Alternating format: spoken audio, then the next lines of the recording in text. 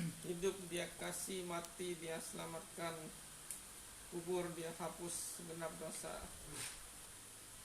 bangkit dia benarkan aku selamanya. Mari kita berdoa. Bapa di surga, terima kasih atas kasih karunia-Mu Tuhan. Engkau datang hidup tak bercela sesuai hukum Taurat, dan Engkau datang untuk dikorbankan, untuk disalibkan, untuk mencurahkan darah-Mu yang kudus, untuk membasuh segala dosa kami. Terima kasih Tuhan. Sungguh tak terkira, tak ternilai, sungguh teramat mahal darah-Mu Tuhan. Kami yang tidak layak, kami yang tidak pantas, Kau datang menebus kami. Terima kasih Tuhan. Sungguh kasih karunia yang sangat mulia. Tuhan, kami berkumpul untuk memuji, memuliakan nama-Mu, untuk memberitakan kasih-Mu. Tolong kami Tuhan, pimpin kami untuk semakin mengerti kehendak-Mu dan semakin taat melakukannya dalam hidup kami sehari-hari. Tuhan, Kau yang pimpin agar segala pujian kami sungguh menyenangkan hati-Mu Tuhan. Dalam nama Yesus kami berdoa. Amin. Silakan duduk dulu. Kita lanjutkan pujian nomor 93, Betapa Kau Menderita.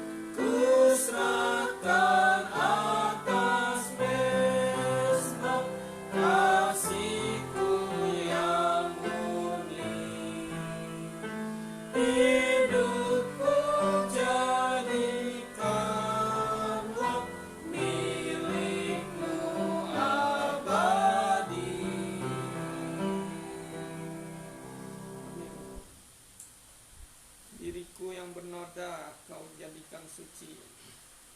Bagi kita yang berdosa, Tuhan Yesus yang disalibkan agar kita dibersihkan dari semua dosa. Lagu-lagu himne ini kita perhatikan kata-katanya itu, ya kita lihat yang menulisnya pun tahu gitu betapa kita orang berdosa, kita yang tidak layak, Tuhan tebus di atas salib. Baik, kita baca dari Alkitab kita 1 Petrus 3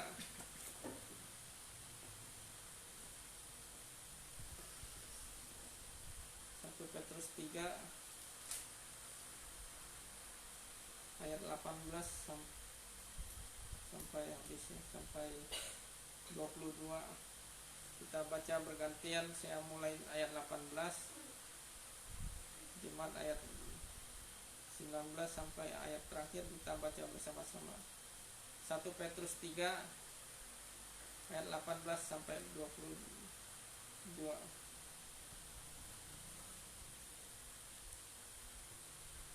Sebab juga Kristus telah mati sekali untuk segala dosa kita, Ia yang benar untuk orang-orang yang tidak benar, supaya Ia membawa kita kepada Allah. Ia yang telah dibunuh dalam keadaannya sebagai manusia, tetapi yang telah dibangkitkan menurut roh.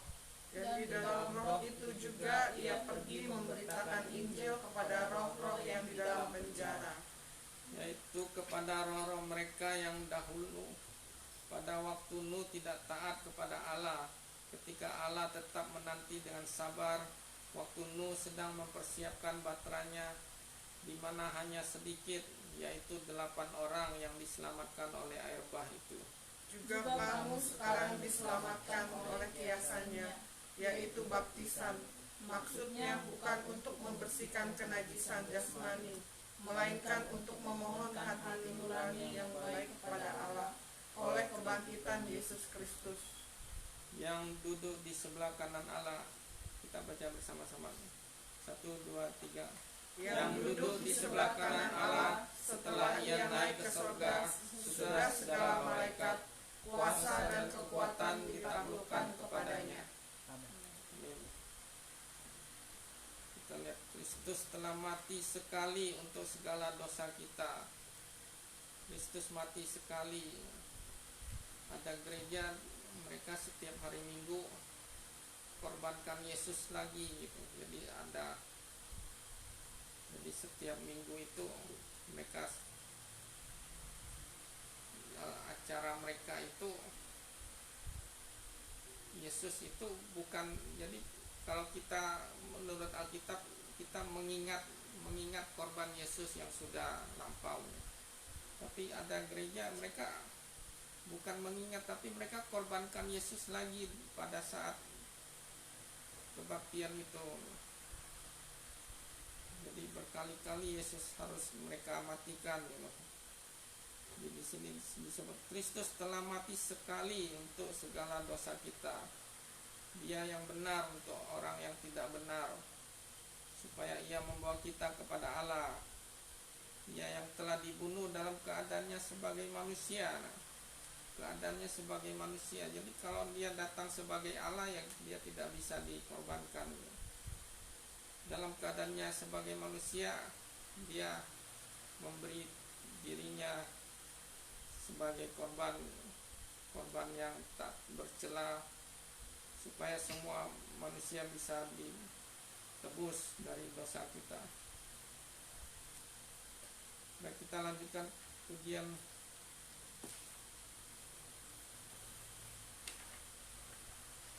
nomor 95, Salib Hina.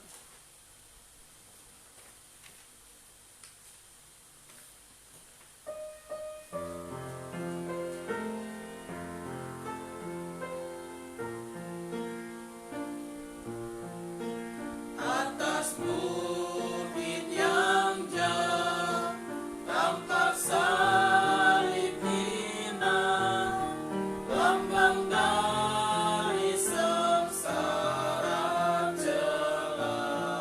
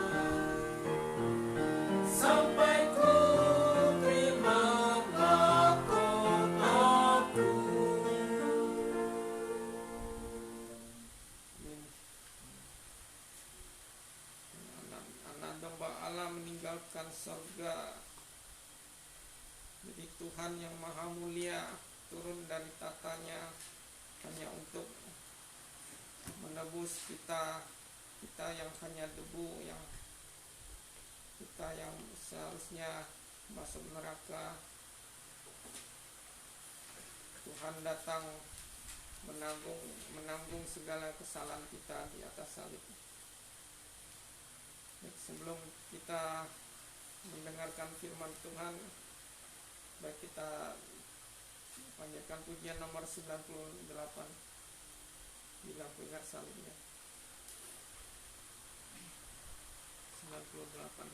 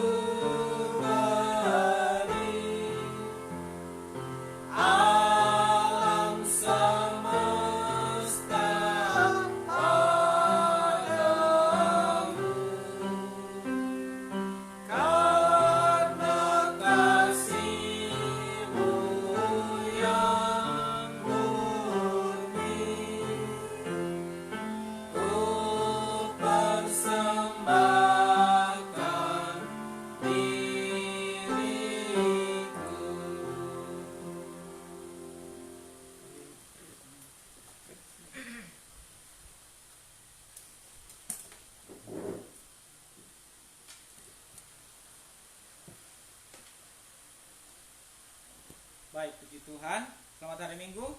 Ya ini. Selamat hari Minggu ya ini. Iya, selamat hari Minggu. Iya, suaranya ada lah.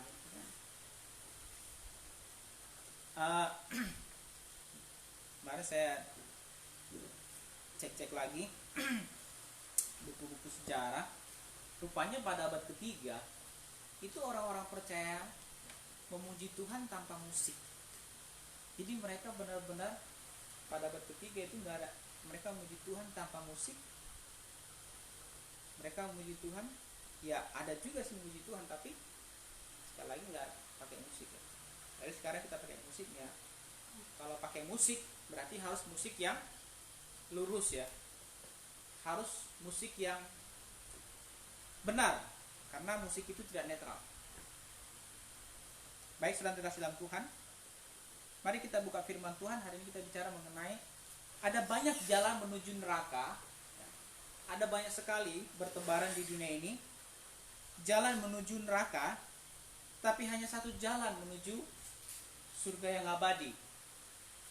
Ada banyak sekali jalan menuju kebinasaan, tetapi satu jalan menuju kehidupan. Mari kita buka firman Tuhan dari Yohanes pasal 3. Yohanes pasal 3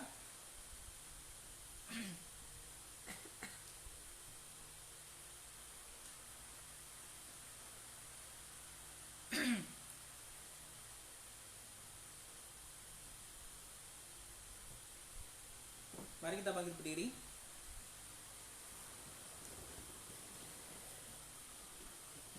Saya ayat 1, Pak Denny ayat 2, Ibu Ana ayat 3, Ibu Supe 4.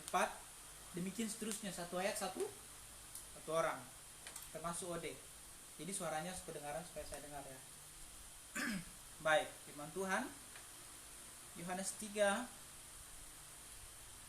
pasal 1.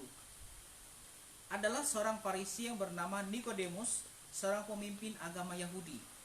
Ia datang pada waktu malam kepada Yesus dan berkata, Rabi, kami tahu bahwa engkau datang sebagai guru yang diutus Allah, sebab tidak ada seorang pun yang dapat mengadakan tanda-tanda yang engkau adakan itu, jika Allah tidak menyertainya.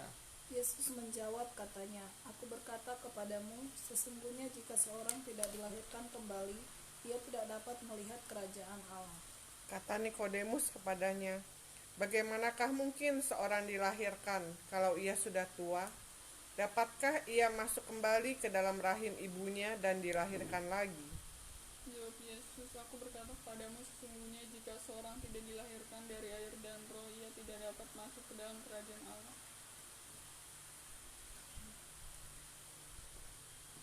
Apa yang dilahirkan dari daging adalah daging, dan apa yang dilahirkan dari roh adalah roh.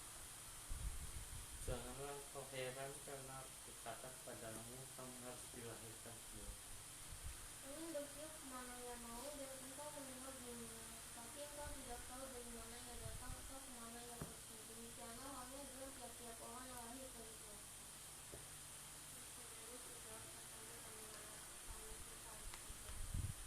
Jawab Yesus, engkau adalah pengajar Israel, dan engkau tidak mengerti hal-hal itu. Aku berkata kepadamu, sesungguhnya kami berkata-kata tentang apa yang kami ketahui, dan kami bersaksi tentang apa yang kami lihat, tetapi kamu tidak menerima kesaksian kami. Kamu tidak percaya waktu aku berkata-kata dengan kamu tentang hal-hal duniawi. Bagaimana kamu akan percaya kalau aku berkata-kata dengan kamu tentang hal-hal surgawi? Tidak ada seorang pun yang telah naik ke surga selain daripada Dia yang telah turun dari surga, yaitu Anak Manusia. Dan sama seperti Musa meninggikan ular di padang gurun, demikian juga Anak Manusia harus ditinggikan. Supaya setiap orang yang percaya kepadanya beroleh hidup yang kekal. Karena begitu besar kasih Allah akan dunia, sehingga ia telah menganugerahkan anaknya untuk supaya setiap orang yang percaya kepadanya tidak binasa melainkan dalam hidup yang kekal. Sebab Allah mengutus anaknya ke dalam dunia bukan untuk menghakimi dunia, melainkan untuk menyelamatkan melalui Dia. Barang siapa percaya kepadanya, ia tidak akan dihukum. Barang siapa tidak percaya, ia telah berada di bawah hukuman, sebab ia tidak percaya dalam nama Anak tunggal Allah.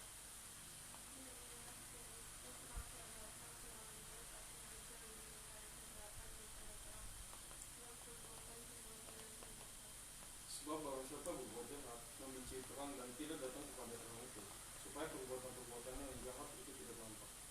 Tetapi barang siapa melakukan yang benar, ia datang kepada terang, supaya menjadi nyata bahwa perbuatan-perbuatannya dilakukan dalam Allah.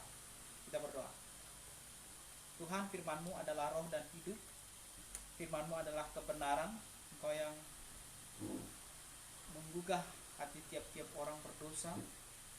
Engkau yang bekerja, Roh Kudus yang tuntun kami untuk mengerti kebenaran firman-Mu, Tuhan, yang akan kami dengar.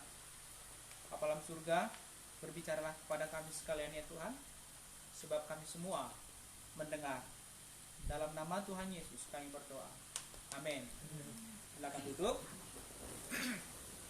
Ya, jadi kita bicara hari ini adalah mengenai ada banyak ajaran menuju maut, tapi satu ajaran menuju ke kehidupan. Ada banyak jalan menuju neraka, tapi hanya satu jalan menuju surga yang mulia. Kita sudah bicara tadi mengenai, kita sudah baca mengenai satu pribadi yang namanya Nikodemus. Nikodemus adalah seorang pengajar Yahudi.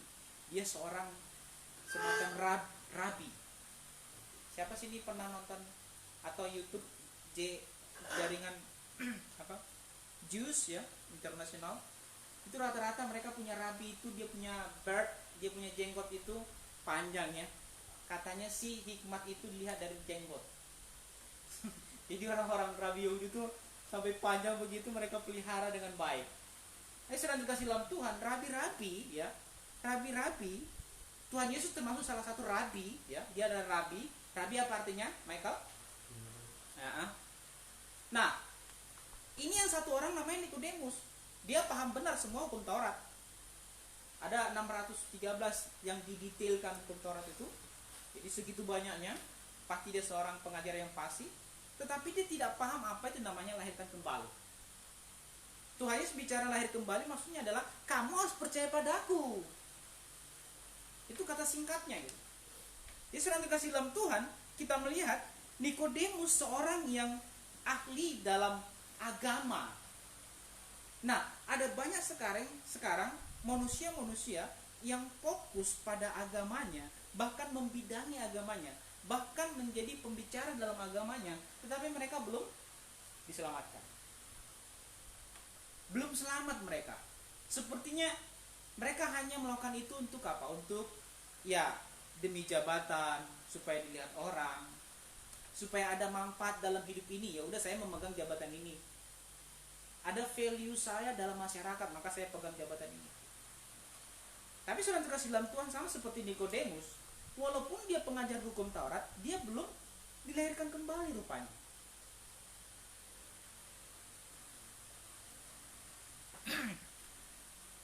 Nikodemus itu salah satu seorang, dia agama apa, pemimpin agama Yahudi, disebut dengan para Sanhedrin. Ada 70 orang yang membidangi Sanhedrin di agama Yahudi. Jadi mereka lah yang menentukan hukum secara agama. Nah, salah satunya adalah Nikodemus. Coba kita lihat yang pertama dikatakan sini, adalah seorang Farisi, dia mazhab Farisi yang bernama Nikodemus, seorang pemimpin agama Yahudi. Dia datang pada waktu malam kepada Yesus dan berkata, "Rabi, kami tahu." Jadi dia tidak mendasarkan perkataannya "saya tahu", tidak. Dia bilang "kami tahu". Artinya semua rata-rata teman-temannya Nikodemus percaya bahwa Yesus ini diutus oleh Allah. Mereka tahu sebetulnya. Jadi katakan "kami tahu", bukan "saya tahu". Kami tahu berarti teman-temannya diikut sertakan dia. Tapi saat dikasih dalam Tuhan, kita lihat walaupun Nikodemus sampai begitu, yang namanya Nikodemus pasti udah agak tua ya.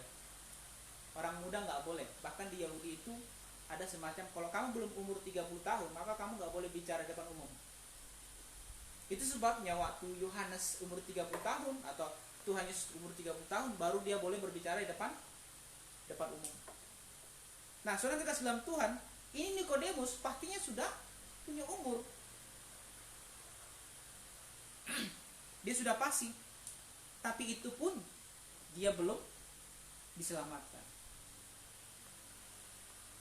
Ini seperti yang terjadi sama banyak orang-orang sekarang. Ada saya pergi suatu tempat ya. Jadi saya lupa nama panti asuhan itu. Jadi ibu sudah selamat belum? Ya, nggak tahu sih, saya sudah selamat atau enggak. Jadi anak-anaknya semuanya dididik untuk apa? Ya, mengenal Tuhan sih. Lah, dia sendiri nggak paham tentang keselamatan. Yang penting berbuat baik. Jadi sudah dikasih dalam Tuhan, ada banyak sekali orang-orang agamawan yang belum selamat. Jadi mereka mencari keselamatan dengan menyelidiki ajaran-ajaran yang mereka tekuni. Itu sama seperti si Nikodemus. Yang kedua kita lihat satu orang pribadi. Jadi yang pertama ini kita lihat ada banyak jalan menuju surga, tetapi hanya satu jalan menuju neraka. Ada banyak jalan menuju neraka, tapi hanya satu jalan menuju surga. Yang pertama itu kita lihat ada banyak manusia bermoral yang akhirnya nanti akan binasa di neraka selama-lamanya. Ada banyak manusia yang bermoral yang akhirnya binasa di neraka selama-lamanya. Coba kita lihat yang kedua, pribadi yang kedua. Yang pertama tadi si Nikodemus, yang kedua kita lihat Saulus, Kisah Para Rasul 26 ayat 5. Mari ya tolong baca. Kisah Para Rasul 26 ayat 5.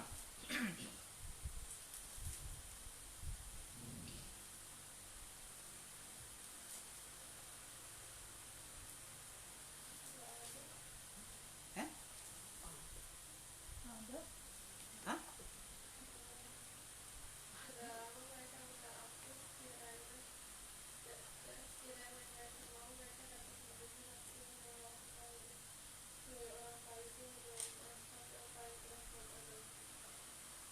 Ya, Saulus dengan Nikodemus sama-sama mazhab Farisi ya.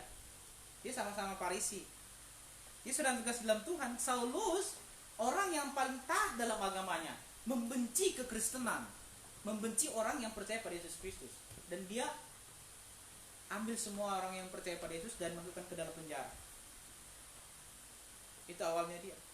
Dia orang agamawan yang menggebu-gebu. Awalnya dia belum selamat nih. Dia orang yang membidangi agama, tapi dia belum selamat. Justru dia ya membenci orang yang ikut Tuhan Yesus. Itu yang kedua. Kita lihat yang ketiga, pribadi-pribadi abad-abad selanjutnya. Martin Luther. Martin Luther adalah seorang rahib Roma Katolik. Jadi saking agamawannya Martin Luther, jadi dia suatu hari pergi datang katanya ke gereja Tangga Kudus di kota Roma. Biasanya kan Roma Katolik itu ambil banyak relikwi. Jadi semua benda-benda, nanti benda-benda ini dikuduskan. Nah, salah satu yang mereka ambil adalah 28 anak tangga ya, yang dinaiki Tuhan Yesus waktu dia ke pengadilan Pilatus. Jadi ada 26 anak tangga yang katanya sebelum dia mencapai Pilatus, ke dalam pengadilan Pilatus. Dan 28 tangga ini diambil dari sana dan ditaruh ke kota Roma. Jadi katanya orang datang ke sana, kalau dia berdoa di tangga itu akan terjawab doa-doanya. Jadi Martin Luther sebagai rahib yang paham tentang Roma Katolik, dia datang ke sana. Dia datang ke sana, lalu dia naiki tangga satu-satu, ya. Dia bilang begini, dia mencium tiap anak tangga dalam hatinya. Dia berharap dosa-dosanya dihapuskan, tapi dalam kepalanya ada firman Tuhan yang berdegung. Orang benar hidup oleh iman. Orang benar hidup oleh iman. Setiap kali menaiki tangga itu di pikirannya, orang benar hidup karena iman. Dia naiki tangga, orang benar hidup karena iman. Dia mencium tangga itu, dia berdoa, tapi dalam hatinya firman Tuhan itu tetap menggebu. Orang benar hidup oleh karena iman. Lalu dia mulai mikir, kalau begitu untuk apa aku berlutut di sini mencium tangga ini? Bodoh sekali saya. Akhirnya dia pergi, lalu dia akhirnya diselamatkan. Dia diselamatkan dari semua bentuk-bentuk relikwi-relikwi seperti ini yang gak bermakna ini. Orang benar hidup karena iman, bukan karena suatu media atau medium. Jadi sudah dikasih dalam Tuhan. Martin Luther orang agamawan yang Tuhan selamatkan. Orang agamawan. Yang kita lihat lagi ya, ada seorang namanya Mahatma Gandhi. Gandhi, kita tahu Gandhi seorang yang pahlawan, salah satu pahlawan revolusi India, di mana India saat itu dijajah oleh Inggris. Gandhi tertarik dengan ajaran Kristus Yesus. Satu ketika dia mau masuk ke gereja, tapi orang-orang kulit putih melarang dia. Kamu stop, kamu bukan orang kami. Jadi dia begitu kagum dengan ajaran kasih Yesus Kristus, dengan pengorbanan Yesus Kristus, tapi dia ditolak oleh gereja saat itu. Jadi dalam hidupnya, selama hidupnya Gandhi, dia mengagumi ajaran Tuhan Yesus, tapi dia tidak percaya pada Yesus Kristus. Dia seperti tertolak oleh orang-orang percaya saat itu. Jadi sudah dikasih dalam Tuhan, Gandhi walaupun betapa mulianya dia dalam pengertian secara negara, pahlawan negara tertentu, secara moral dia baik, tapi sudah dikasih dalam Tuhan, kalau dia di luar dari Kristus Yesus, dia juga akan binasa. Seorang Gandhi. Kita lihat kemarin, beberapa tahun lalu ada namanya presiden kita yang keempat, siapa? Presiden kita keempat? Abdul Rahmat Wahid ya, Pak Gus Dur. Dia bilang apa? Yesus bukan hanya juru selamat orang Kristen. Yesus itu juru selamat semua orang. Tapi faktanya dia tidak percaya itu. Dia mengatakan itu dalam mulutnya, tetapi dia belum dilahirkan kembali. Dia sedang dikasih dalam Tuhan. Ini kita lihat. Mari kita lihat satu contoh lagi. Jadi ini orang-orang bermoral semua loh ya. Orang-orang bermoral. Dalam Lukas 18 ayat 10 sampai 14.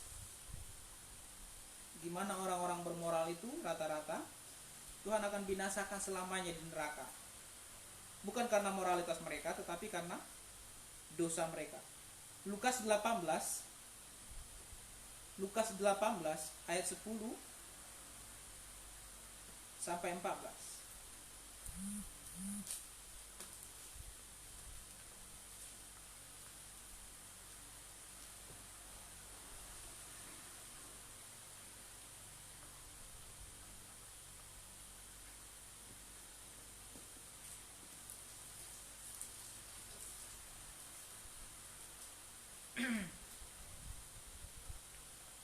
Saya baca ya. Ada dua orang pergi ke bait Allah untuk berdoa. Yang seorang adalah Farisi, yang lain pemungut cukai. Orang Farisi itu berdiri dan berdoa dalam hatinya begini, Ya Allah, aku mengucap syukur kepadamu karena aku tidak sama seperti semua orang lain. Bukan perampok, bukan orang lalim, bukan pezina, dan bukan juga seperti pemungut cukai ini. Aku berpuasa 2 kali seminggu. Aku memberikan 1/10 dari segala penghasilanku. Tetapi pemungut cukai itu berdiri jauh-jauh. Bahkan ia tidak berani menengadah ke langit, melainkan ia memukul diri dan berkata, Ya Allah, kasihanilah aku orang berdosa ini.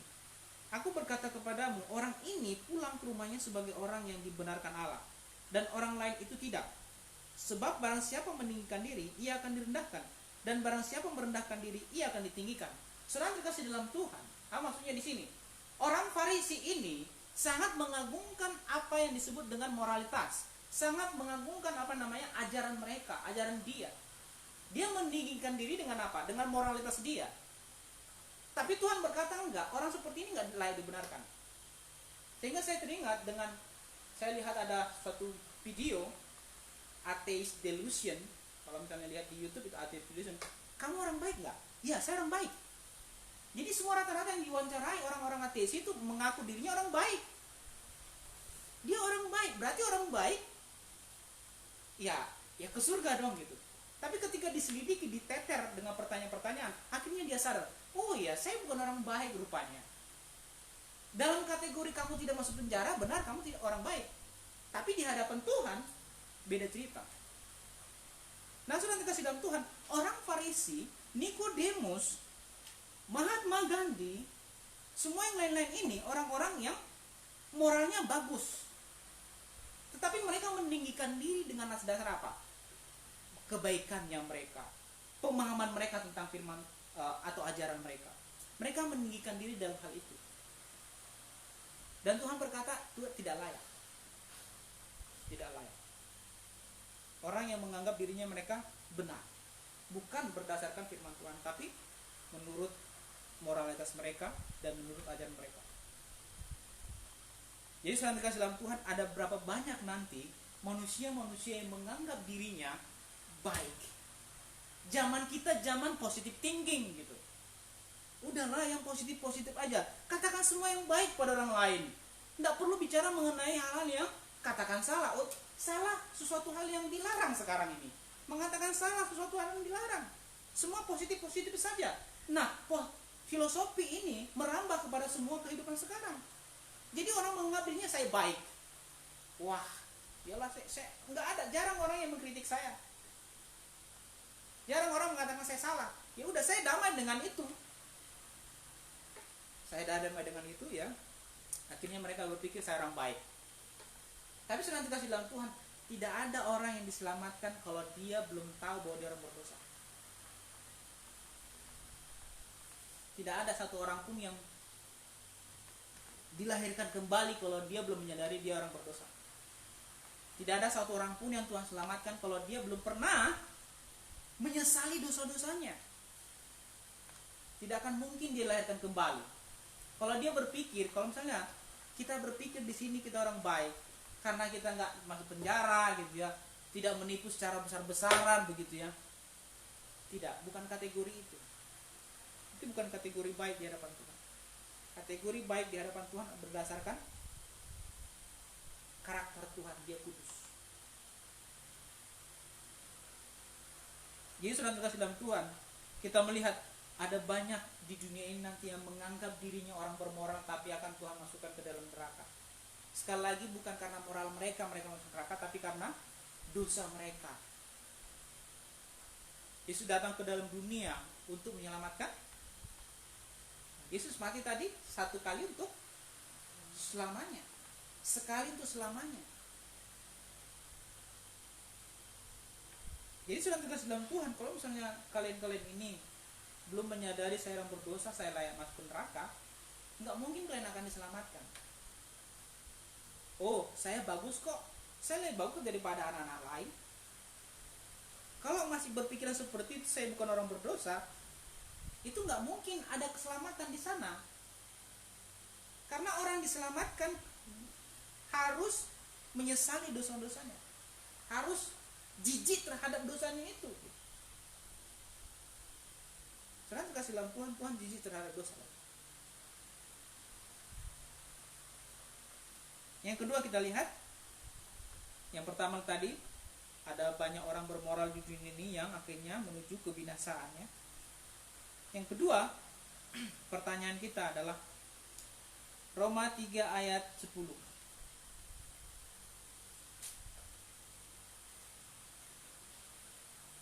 Banyak orang bermoral yang menuju neraka, bukan karena moralitas mereka, tetapi karena mereka orang berdosa. Dosa-dosa mereka belum diselesaikan. Mereka pergi ke neraka selama-lamanya, menanggung dosa mereka. Roma 3 ayat 10 dan 23. Kita baca sama-sama. Roma 3 ayat 10. 2, 3, ya. Seperti ada tertulis, tidak ada yang benar seorang pun tidak. Tidak ada. Dalam pandangan Tuhan yang Maha Kudus, tidak ada satupun orang benar dalam pengertian sempurna.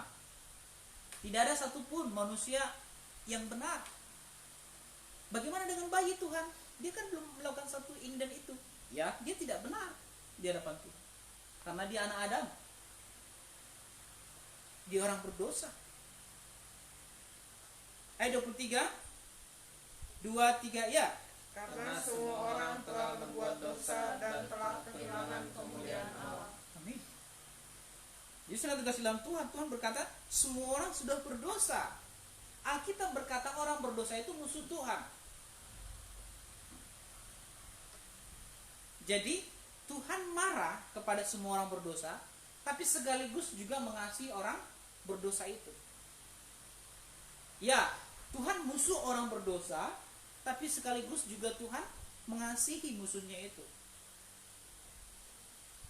Tuhan membenci semua manusia karena mereka semua berdosa, tapi sekaligus juga Tuhan mengasihi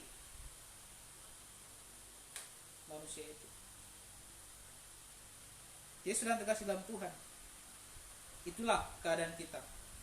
Mari kita lihat Yeremia 17 ayat 9. Yeremia 17 ayat 9.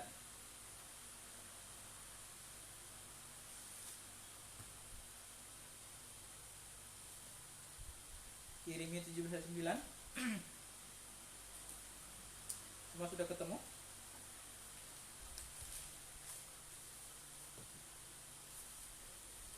Dua, tiga, ya. Betapa liciknya hati, lebih licik dari segala sesuatu. Hatinya sudah membatu, siapa yang mendapat? Betapa liciknya hati manusia. Hati manusia itu licik. Apalagi yang sudah membatu gitu. Siapa yang mengetahui dalamnya hati manusia? Dalamnya laut bisa dapat diselami. Dalamnya hati, siapa yang tahu?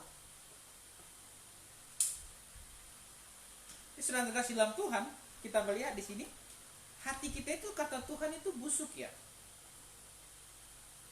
Hati kita itu kata Tuhan membatu, licik kata Tuhan. Karena itu sudah terkasih dalam Tuhan, siapa manusia yang hatinya dari dirinya sendiri langsung bersih? Tidak ada. Kita manusia yang jorok di hadapan Tuhan. Hati kita sudah terkamiri oleh dosa. Banyak sekali pemikiran-pemikiran kita itu yang kotor. Hati kita sudah masuk dalam ranah yang jahat sekali di hadapan Tuhan. Alkitab berkata, waktu sebelum air bah, kita tadi sudah lihat air bah, ya. Pada zaman air bah, mulai dari kecil semua orang rata-rata dari hatinya sejak kecilnya sudah jahat.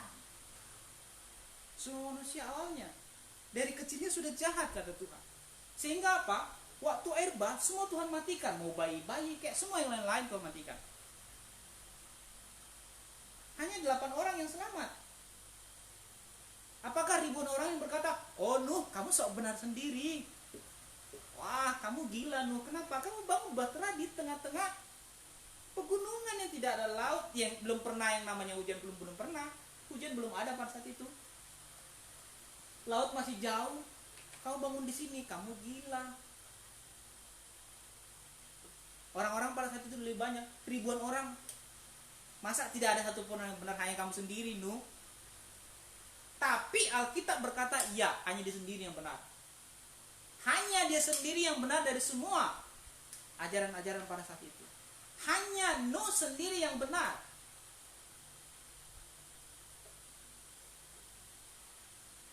Jadi sudah terkasih dalam Tuhan, tidak berlaku dalam kebenaran. Bagaimana menurut pandanganmu? Bagaimana menurut ajaran si A? Sehingga kan sering kita bilang, si Anu sesat, si Anu salah. Itu kan menurut kamu, bukan menurut dia. Siapa peduli menurut dia? Tuhan gak bicara menurut kamu gitu. Tuhan suatu kelak nanti gak akan bicara menurut agama A gimana. Kamu masuk surga enggak ya? Menurut agama B gimana? Oh, menurut kamu begitu, boleh. Menurut agama kamu gimana? Boleh. Enggak begitu. Tuhan tidak berbicara menurut kamu, tidak. Menurut agama kamu, tidak. Tapi menurut apa kataku, kata Tuhan. Jadi ukuran kebenaran adalah apa kata Tuhan. Bukan menurut apa kata si A, pandangan si B, si C dan si D. Tidak. Sekarang di zaman ini, zaman dimana kebenaran itu nggak boleh berbicara.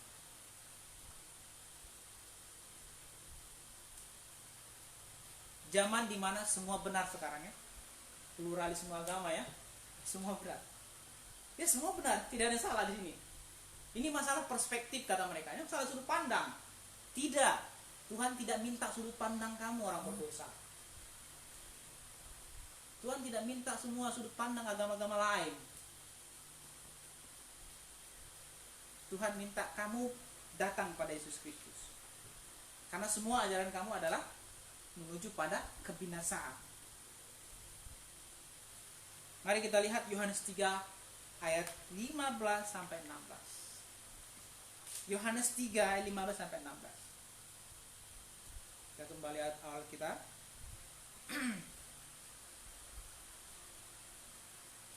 Yohanes 3:15-16. Firman Tuhan, supaya setiap orang yang percaya kepadanya beroleh hidup yang kekal. Berapa banyak orang yang percaya Yesus, percaya dia akan beroleh hidup yang kekal, karena semua dosanya sudah Tuhan Yesus tanggung. Berapa banyak? Sehingga saya masih ingat kan, waktu dosen saya, dosen penginjilan, dia bersaksi dalam sebuah gereja, dia khotbah. Gereja suku. Gereja suku kan rata-rata gereja-gereja mati ya. Dia khotbah di sana tentang lahir kembali. Lalu salah satu entah diakennya, pengurusnya berdiri. Pak Pendeta, kau turun sudah. Turun. Kenapa? Kau pikir di sini semua orang yang belum selamat? Akhirnya diturun. Protes orang itu. Diturunkan. Ini kan seperti nggak masuk akal gitu. Kalau dia orang yang sudah lahir kembali, maka dia harus berbahagia mendengar Injil itu diberitakan di hadapan dia. Dia harus senang hati. Tapi kenapa dia gusar menurunkan hamba Tuhan yang bicara mengenai Injil pada dia? Harusnya dia bersuka cita. Ada seorang tokoh dalam gereja. Jadi waktu dia sudah sekarat, dia bilang gini, tolong beritakan Injil lagi pada saya. Kamu ceritakan Yesus pada saya. Padahal dia sudah pengkhotbah besar. Dia sudah tahu itu sebetulnya gitu. Tapi tolong beritakan Injil kepada saya kembali. Dalam tempat tidurnya sudah mulai sekarat itu, sudah mulai meninggal, beritakan berita lama. Berita tentang salib Kristus Yesus. Ya saudara dalam Tuhan. Tuhan berkata supaya setiap orang yang percaya kepadanya beroleh hidup yang kekal. Rupanya enggak semua orang yang menyebut diri Kristen itu akan selamat. Jenis kepercayaan mereka kebanyakan seperti kepercayaan si iblis. Percaya Tuhan Yesus, iblis percaya enggak Yesus Kristus juru selamat? Percaya. Masa enggak? Percaya sekali. Tapi apakah iblis menyerahkan dirinya kepada Tuhan Yesus? Tidak. Iblis tidak tunduk. Iblis tidak taat. Iblis tidak mau tahu tentang firman Tuhan. Itulah yang terjadi kepada manusia kebanyakannya. Dia percaya Kristus sebagai Tuhan, tetapi mereka tidak tunduk pada Tuhan. Dalam hidup mereka ya saya.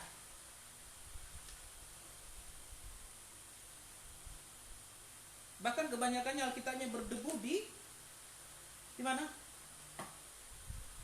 Di lemari mereka.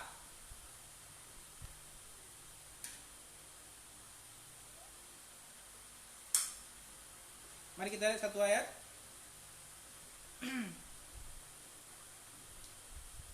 Titus 3:5.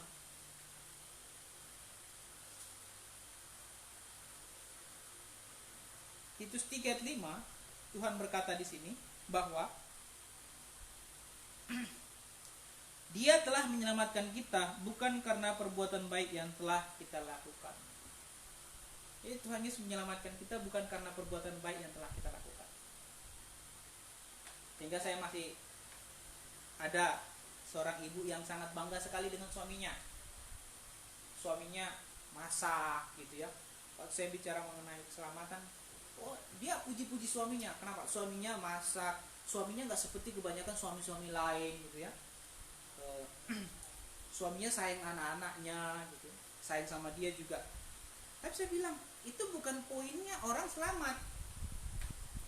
Bukan karena kebaikan dia itu, perbedaan dia dengan orang lain, karena moralitas dia itu dia selamat. Nggak begitu. Bukan karena perbuatan baik dia. Yang perlu dijelaskan adalah dia ini orang berdosa.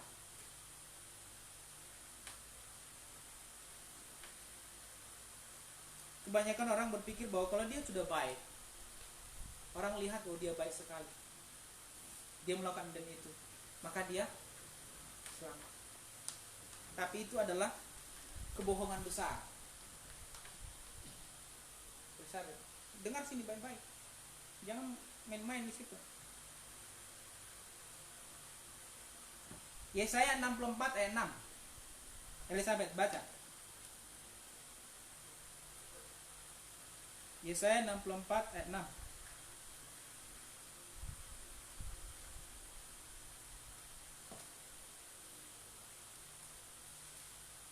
Demikianlah kami seluruh kalian seperti seorang najis dan segala kesalehan kami seperti kayu kotor, kami sekalian menjadi bau seperti daun, dan kami lenyap oleh kejahatan kami seperti daun menyiapkan olehnya. Nabi Yesaya berkata dia najis di hadapan Tuhan. Itu nabi tuh. Semua kesalahan dia lakukan itu seperti kain kotor di hadapan Tuhan. Jadi ada orang yang berkata, oh saya orang baik. Enggak. Jangan pernah berpikir begitu. Jangan pernah berpikir bahwa engkau pada awalnya itu baik. Karena Tuhan Yesus datang bukan untuk memanggil orang baik. Dia tidak panggil orang-orang baik. Dia panggil orang-orang berdosa. Orang sehat butuh dokter enggak? Tidak, hanya orang sakit. Orang benar tidak membutuhkan juru selamat. Hanya orang berdosa yang membutuhkan juru selamat. Jadi sudah kasih dalam Tuhan. Coba cek gitu. Tuhan, saya bagaimana dengan dosa saya? Bagaimana dosa saya? Pernah nggak menyesali dosa-dosamu? Gitu?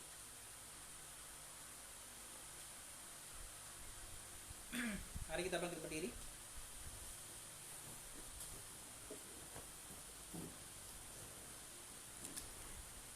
Kita baca Yohanes 3:16.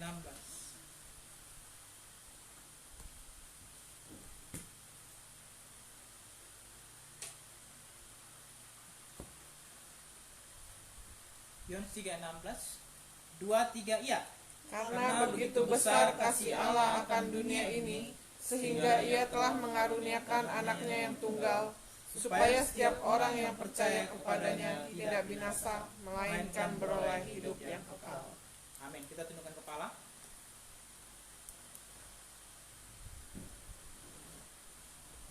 Saudara terkasih dalam Tuhan, mungkin kau masih kecil, tapi kau perlu menyadari bahwa kau orang berdosa. Ya, benar kau tidak masuk penjara, tapi di hadapan Tuhan kau orang berdosa. Pernah tidak kau menyesali dosa-dosamu dan kau datang kepada Tuhan dengan penuh penyesalan? Kalau engkau tidak pernah datang kepada Tuhan dengan penuh penyesalan karena dosa-dosamu, maka sebenarnya engkau belum selamat.